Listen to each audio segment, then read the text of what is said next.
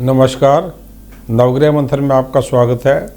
मैं सुरेश कौशल इस कार्यक्रम में आपके साथ धर्म, पर्व, ज्योतिष, ग्रह, नक्षत्र इत्यादि विषयों पर बातचीत करता रहता हूं।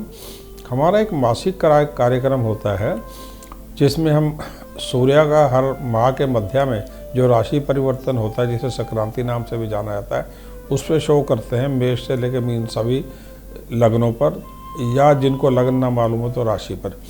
आज मैं आपके साथ इस वर्ष 2022 में 16 दिसंबर 2022 को जो सूर्य का धनु राशि में होने वाला परिवर्तन है तथा जो 14 जनवरी 2023 तक चलेगा, उसके बारे में आपके साथ बात करने जा रहा हूँ। इस मास में इन 30 दिनों में कुछ और भी राशि परिवर्तन होंगे। जैसे बुध धनु में चले जाएंगे, धनु राशि में चल रहे होंगे 16 दिसंबर से 28 दिसंबर। फिर लगभग 3 दिन के लिए जो है वो 28 से 30 में मकर में जाएंगे, फिर वक्री होकर धनु में ही रहेंगे 31 दिसंबर से लेके और 14 जनवरी तक। मोटे तौर पे धनु में ही बुध चलते रहेंगे। शुक्र 16 दिसंबर से 29 दिसंबर में धनु में रहेंगे और 29 दिसंबर से 14 जनवरी तक जो है वो मकर में रहेंगे। तो इस प्रकार ये 2-3 ही राशि परिवर्तन है ग्रहों के। उसके तरह के मंगल, शनि, राहु, गुरु इत्यादि सभी अपनी अपनी राशियों में जैसे चल रहे हैं चलते रहेंगे। सबसे पहले बात करते हैं कि मेष लग्न पे धनु राशि के सूर्य का क्या प्रभाव पड़ेगा।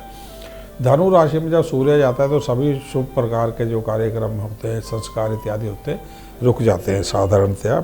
खासकर 5 शुभ संस्कार वो रुक जाया करते हैं। तो मेष से लेकर मीन लग्न तक सब पे क्या असर होगा, इसके जानने के लिए सबसे पहले मेष पे बात करते हैं। आपका मेष लग्न है या नहीं, उसको जानने समझने के लिए क्या करें, अपनी बर्थ डे डिटेल्स ज्योतिष से जुड़े किसी भी सॉफ्टवेयर कार्यक्रम में फीड कर दें। उसमें अपना जन्म के समय, तारीख, महीना, वर्ष और स्थान फीड कर दें। इस प्रकार का चित्र स्क्रीन पाएगा। बीच के खाने में यदि एरीज अथवा मेष और साथ में लगन या शनि छपो तो आपकी बात हो रही है। अन्यथा नाम का आपका कोई अक्षर इनमें से एक है तो भी आपकी बात हो रही है। क्या है ये नाम के अक्षर? चू, चे, चो, ला, ली, लू, ले, लो, आ। सबसे पहले बात करते हैं कि धनु लगन में सूर्य जब नवम भाव में जा रहे हैं तो एक इससे पहले वृश्चिक में जा रहे थे, जो कि एक विपरीत ग्रह स्थिति थी। कई प्रकार से मानसिक तनाव या स्वास्थ्य के लिए कहें या मानसिक तनाव के लिए, बच्चों इत्यादि के लिए। अभी ये जैसे ही नवम भाव में सूर्य आएगा पहले से बेहतर हो जाएगा। सबसे पहले स्वास्थ्य पे साधारणतया स्वास्थ्य जो है उत्तम रहेगा 16 दिसंबर से लेकर और 14 जनवरी के बीच में। केवल जो है थोड़ा सा स्किन का, पेट का और दाएं कंधे में थोड़ा बहुत जो है समस्या रह सकती है। थोड़ा गले में एलर्जी इत्यादि रह सकती है। 30 दिसंबर से लेके और 14 जनवरी तक थोड़ा बहुत जो है आपको पीठ में या घुटनों इत्यादि में, टांगों में दर्द रह सकती है। शुगर और जॉइंट्स इत्यादि की समस्या जो है ये भी 30 दिसंबर के उपरांत जो है, जब शुक्र जो हैं ये मकर राशि में चल रहे होंगे, शनि के साथ आ जाएंगे, तो उस समय जो 50 वर्ष से ज़्यादा आयु के लोगों को शुगर का, आइस का, किडनी का, जॉइंट्स का ध्यान रखना पड़ेगा। विशेष करके पीठ और घुटने जो हैं इनमें। वाहन की गति को आपको 16 दिसंबर से लेके और 29 दिसंबर में नियंत्रण रहना है, क्योंकि तनाव और गुस्सा थोड़ा बहुत किसी कारणवश चल सकता है। तो वाहन की गति तनाव और गुस्सा होने पे गति बढ़ाना ठीक नहीं रहा करता। अगला जो जीवन का क्षेत्र है वो है नौकरी अथवा व्यापार। नौकरी में सुधार आएगा, उत्तम सी रहेगी देश और विदेश दोनों जगह में, विशेष करके। और जैसे कंप्यूटर का क्षेत्र हुआ, ट्रैवल का हुआ और इंटरनेशनल व्यापार का हुआ और सरकार से जुड़ा हुआ आपकी नौकरी भी, सरकारी नौकरी में यदि आप हों या प्राइवेट में हो, तो सरकारी नौकरी में विशेष करके तो समय उत्तम रहेगा।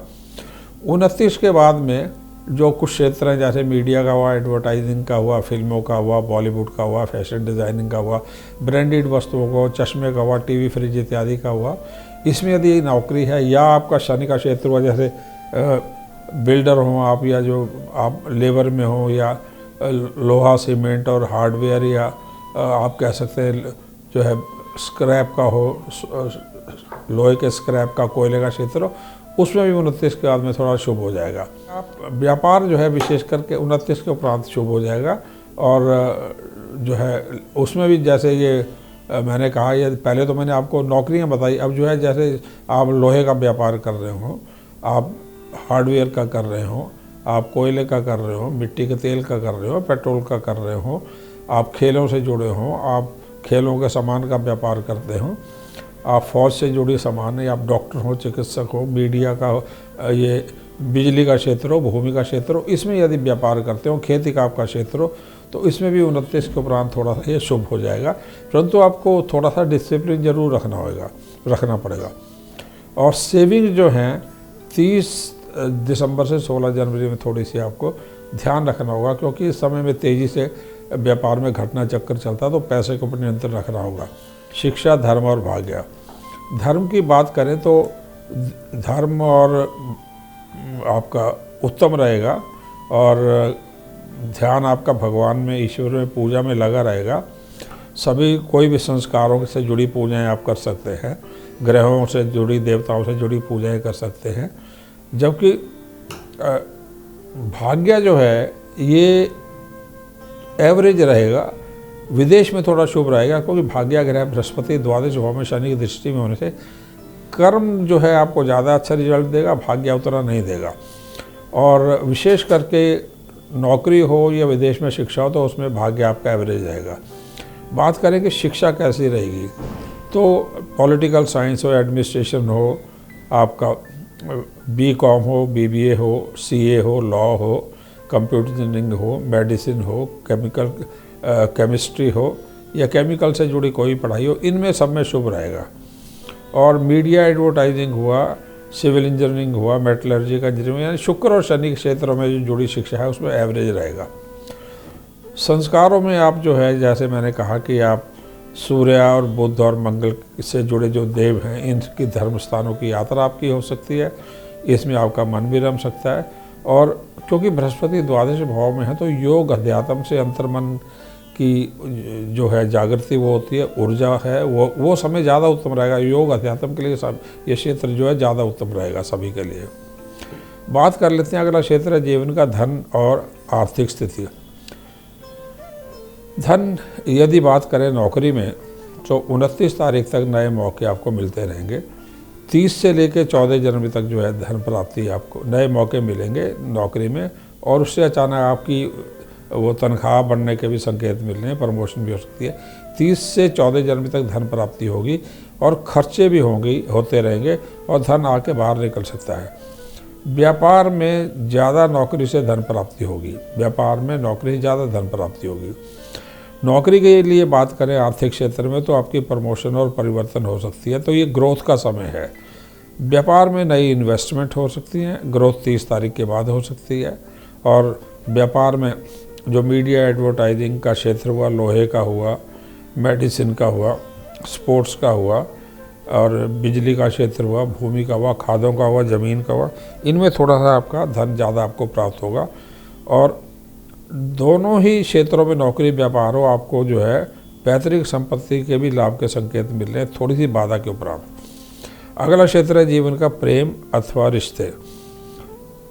प्रेम संबंधों के लिए 29 तारीख तक समय उत्तम रहेगा, और नए रिलेशनशिप्स आपके हो सकते हैं 29 तारीख तक।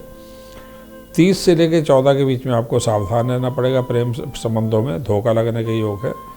और वैवाहिक संबंध जो है वो आपके लिए थोड़े से अच्छे चलेंगे। 30 के बाद में आप कहीं घूमने फिरने इत्यादि जा सकते हैं, और जीवन साथी के साथ विचार विमर्श करके वाहन अथवा विदेश ट्रैवल इत्यादि के लिए जा सकते हैं, वो समय शुभ है। रिश्तों की बात करें तो पिता के साथ हो, माता के साथ हो, सबके साथ रिश्ते शुभ रहेंगे। नौकरी में भी रिश्ते शुभ रहेंगे। व्यापारिक रिश्तों की बात करें तो आपको जो है 30 तारीख के बाद आपके रिश्ते जो है थोड़ा सा आपको सावधान रहना होगा, धन को लेके कोई मिसअंडरस्टैंडिंग हो, और जल्दबाजी में कोई आप फैसले ना करें। उपाय आप लगातार, क्योंकि जो है जिस प्रकार की ग्रह स्थिति चल रही है और आप केयरलेस हो सकते हैं, तो योग जो है अनुलोम विलोम और सूर्य गायत्री और गुरु के मंत्र हैं, जैसे सूर्य के ओम ह्रां ह्रीं ह्रौं स्वः सूर्याय नमः, गायत्री ओम भूर्भुवः स्वः तत्सवितुर्वरेण्यं भर्गोदेवस्य धीमहि धियो यो न प्रचोदयात्, गुरु का ओम ग्रागरी गणोसा गुरुवे नमः। सूर्य को रोज अर्घ्य देना, सूर्य को अर्घ्य देना, और 7 बजे से पहले, और बुध, शनि और शुक्र ग्रहों के दान देना। ये दान जो है आप हर शनिवार को दे सकते हैं, साबुत मूंग, काले उड़द, चीनी और सफ़ेद वस्त्र इत्यादि इसका दान आप लगातार दे सकते हैं। सूर्य नवम भाव में चल रहे होंगे तो एक प्रकार से अत्यधिक सावधानी से व्यवहार करने का समय होता है, तो मांसाहार, मद्यपान इत्यादि से थोड़ी दूरी बनाए रखें। धन्यवाद, नमस्कार।